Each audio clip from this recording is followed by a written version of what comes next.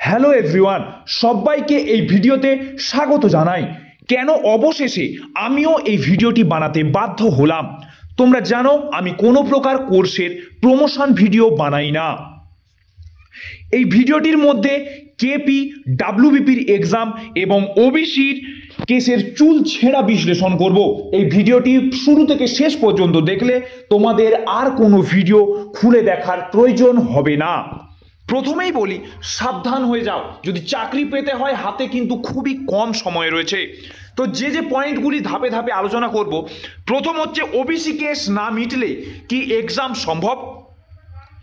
কেপির প্রিলি পরীক্ষা OBC case না মিটলে কি হবে, ডাব্লিউবিপির এক্সাম কি হবে, যদি ওবিসি কেস না মিটলে এক্সাম হয় তো কবে নাগাদ হতে পারে, প্রত্যেকটি কিন্তু প্রমাণ সহ আলোচনা করব।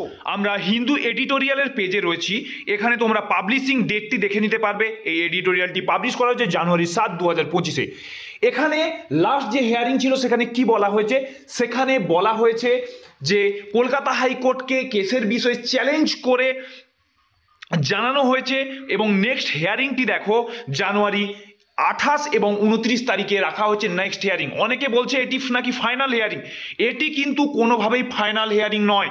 কোনো জায়গায় আমি প্রায় 10 থেকে 12টি আর্টিকেল রিড করেছি, কোথাও কিন্তু আমি ফাইনাল হিয়ারিং বলে কথাটি কিন্তু খুঁজে পাইনি।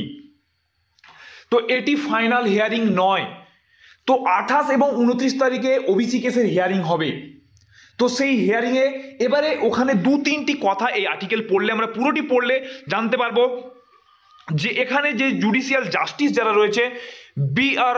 গভৈ অ্যান্ড অগাস্টিন, তো তারা দুজন, এবং সলিসিটার জেনারেল যিনি রয়েছেন তুষার মেহতা, তো ওনাদের কনভারসেশনে একটি কথা উঠে এসেছিল যে অনগোয়িং যে প্রসেস রয়েছে তাতে কিন্তু এফেক্ট নাও পড়তে পারে। তো এই ধরনের একটি কথা উঠেছিল, তার থেকেই কিন্তু এত কিছু কন্ট্রোভার্সির সৃষ্টি হয়েছে যে এক্সাম কবে হচ্ছে কি বৃত্তান্ত, তার থেকেই এসব কথাবার্তার সূত্রপাত হয়েছে। প্রথম যে পয়েন্টটির ওপর আমরা আলোচনা করব সেটি হচ্ছে ওবিসি কেস না মিটলে কি এক্সাম সম্ভব। আমি বলবো হ্যাঁ সম্ভব, কারণ সেখানে স্পষ্টভাবে একটা কথা উঠে এসেছিল যে অনগোয়িং প্রসেসে কোনো এফেক্ট পড়বে না।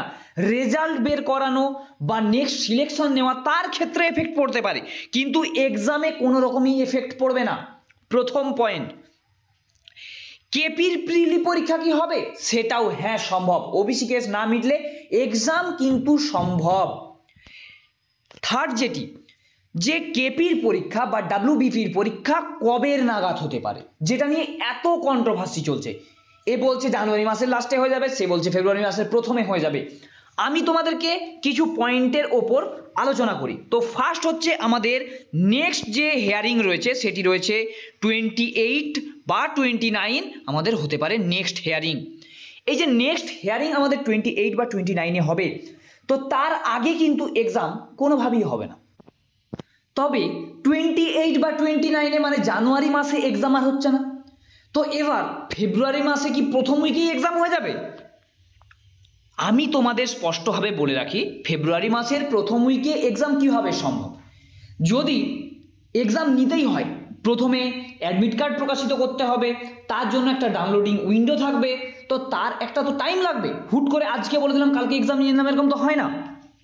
তো তার জন্য তার একটা প্রসিডিওর, সেটি করতেও মিনিমাম 1 মাস টাইম কিন্তু লেগে যায়। তো জানুয়ারির যদি 20-25 থেকে ওই প্রসেসটা শুরু হয়, তো ফেব্রুয়ারির 20-25 পর্যন্ত কিন্তু এটি চলবে।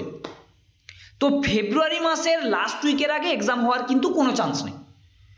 তো তাই তোমাদের এখন থেকে আমি বলছি যে যদি তোমরা এখন থেকে পড়াশোনা শুরু করো, তবে তোমাদের কিন্তু একটা কাজ পাওয়ার চান্স থাকবে। হাত পা গুটিয়ে বসে থাকলাম, এক্সাম হুট করে দিয়ে দিলে 10 দিন আগে থেকে পড়াশোনা শুরু করে কিন্তু কাজ একজনও পাবে না, আরেকটা কিন্তু ফেলিওরের সম্মুখীন হতে হবে।